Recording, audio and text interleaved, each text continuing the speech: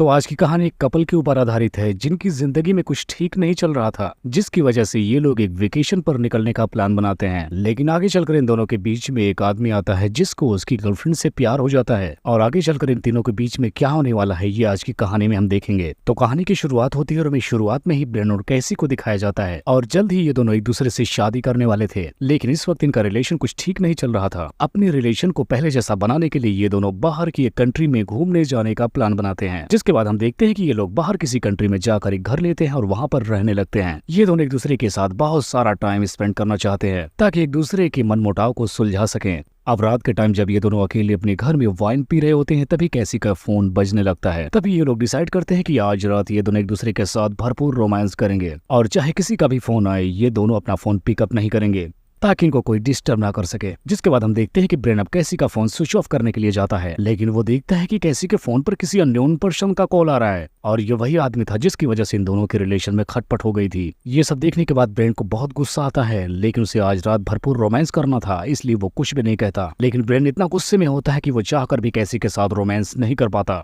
जिसके बाद ब्रेन उससे गुस्सा होकर अलग जाकर सो जाता है। अगली सुबह होते ही हम देखते हैं कि कैसी वॉकिंग पर निकलती है, जिसके बाद वो जंगल की तरफ जाने लगती है, और वहीं वो किसी गड्ढे में फंसकर नीचे गिर जाती है। गिर जाने की वजह से उसके पैरों में इतनी जोर की चोट लगती है कि वो वापस खड़ी नहीं हो सकती थी, लेकिन वो किसी तरह से चलकर रोड तक पहुंच जाती है। जिसके बाद वो रोड पर एक आदमी से लिफ्ट मांगती है। इस आदमी का नाम हम फैट्रिक जान पाते हैं। तब कैसी फैट्रिक से लिफ्ट ले लेती है। यहाँ पर हम जान पाते हैं कि फैट्रिक कैसी के घर के पास में ही रहता था। जिसके बाद कैसी फैट्रिको को अपने घर के अंदर आने के लिए इन्वाइट करने लगती है, और जब कैसी उसके साथ अपने घर में बातें कर रही होती है तभी वहाँ पर ब्रेन भी आ जाता है, और यहाँ पर उसकी मुलाकात फैट्रिको से होती है। आज हम जान पाते हैं कि ब्रेन ने कैसी के साथ शॉपिंग करने का टाउन में प्लान बनाया था। जब ये बात फैट्रिको को पता लगती है तब वो बोलता है कि अगर तुम दोनों चाहो तो मैं तुम्हें टाउन का रास्ता घुमा सकता हूँ, क्योंकि यहाँ पर तुम्हें टैक्सी कहीं नहीं मिलने वाली। लेकिन ब्रेन फैट्रिको को अपने साथ चलने से मना कर देता है। जिसके बाद ब्रेन कैसी को घर के अंदर ले जाता है और उसके साथ भरपूर रोमांस करता है। लेकिन इस वक्त हम फैट्रिको को देखते हैं जो इन दोनों को ऐसा करते हुए सीसीटीवी पर देख रहा होता है। असल में हम जान पाते हैं कि फैट्रिको ने एक प्लानिंग की थी और उनके घर में बहुत सारे कैमरे छुपा दिए थे। अब अगली सुबह हम देखते हैं कि ना चाहते हुए भी ये दोनों फैट्रिको की ही कार से शॉपिंग के लिए निकल पड़ते हैं। लेकिन यहाँ पहुंचने के बाद भी इन दोनों को किसी बात को लेकर झगड़ा हो जाता है, जिसके बाद कैसी गुस्सा होकर अपने घर लौट आती है। जिसके बाद ब्रेन और फैट्रिको एक साथ जाकर एक बार में ड्रिंक करने लगते हैं।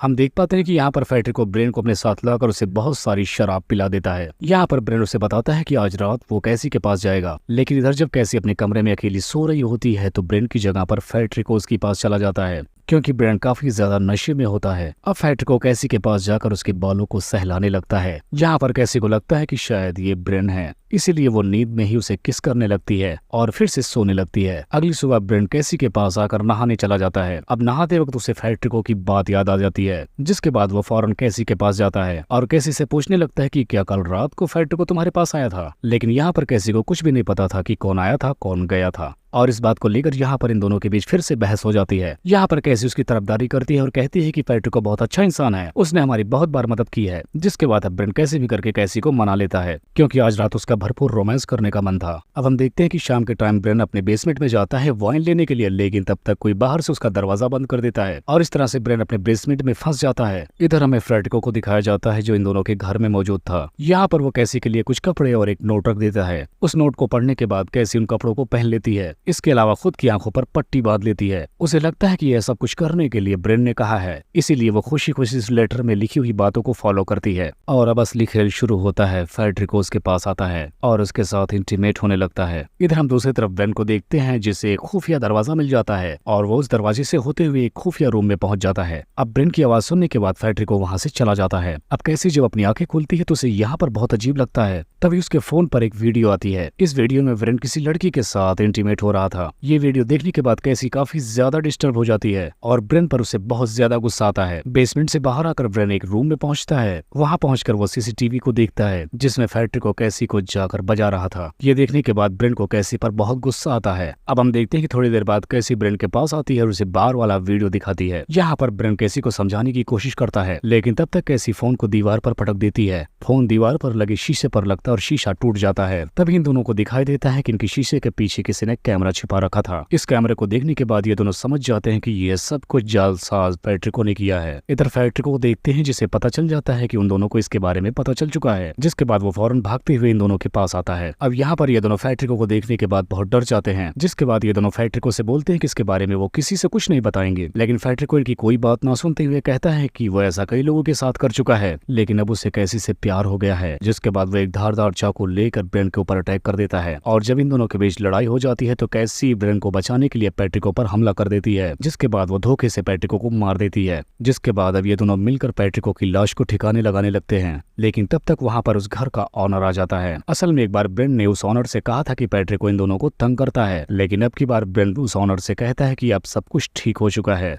अब इसके बाद वो ऑनर सीधा पैट्रिको के घर पर जाता है और वो पैट्रिको के कंप्यूटर में सब कुछ देख लेता है। ये देखने के बाद इसको एकदम समझ में आ जाता है कि इन दोनों ने मिलकर उसे मार दिया। अब ये बात जानने के बाद ये आदमी बहुत गुस्सा हो जाता है और उन दोनों के पास वापस आता है। अब वो जाकर कैसी को बिगड़ने लगता है और कहता है तुम दोनों को ऐसा नहीं करना चाहिए था, अब तुम्हें जेल जाने से कोई नहीं बचा सकता। इस वक्त वो कैसी को डरा धमका रहा था, लेकिन तब तक ब्रेन उसके पीछे से कुल्हाड़ी लेकर आता है। लेकिन ये बात उस ऑनर को पता चल जाती है और वो ब्रेन पर गन पॉइंट करता है, लेकिन तब तक कैसी के हाथ में वही चाकू था जिससे उसने पैट्रिको को मारा था और वो उस ऑनर के पीठ में घुसा देती है और इस तरह से ये दोनों मिलकर इसे भी मार देते हैं। जिसके बाद ये दोनों अब मिलकर घर के ऑनर की बॉडी को भी ठिकाने लगा देते हैं। जिसके बाद अब ब्रेन पैट्रिको के रूम में जाता है, जहाँ पर उसके कंप्यूटर से सारी वीडियो निकालकर डिलीट कर देता है और उसके पूरे कंप्यूटर सिस्टम को आग लगा देता है। और लास्ट सीन में हमें दिखाया जाता है कि उसके घर के बाहर भी बहुत सारे कैमरे लगाए गए थे और इन कैमरों के जरिए एक वेबसाइट पर इनकी सारी वीडियो चल रही थी, जो बहुत से लोग इस वीडियो को देख रहे थे। अब ये लोग इस वीडियो के बारे में पुलिस को भी नहीं बता सकते थे, क्योंकि इस वेबसाइट पर विजिट करना भी अनलीगल था। और इसी को दिखाते हुए इस कहानी का यहीं पर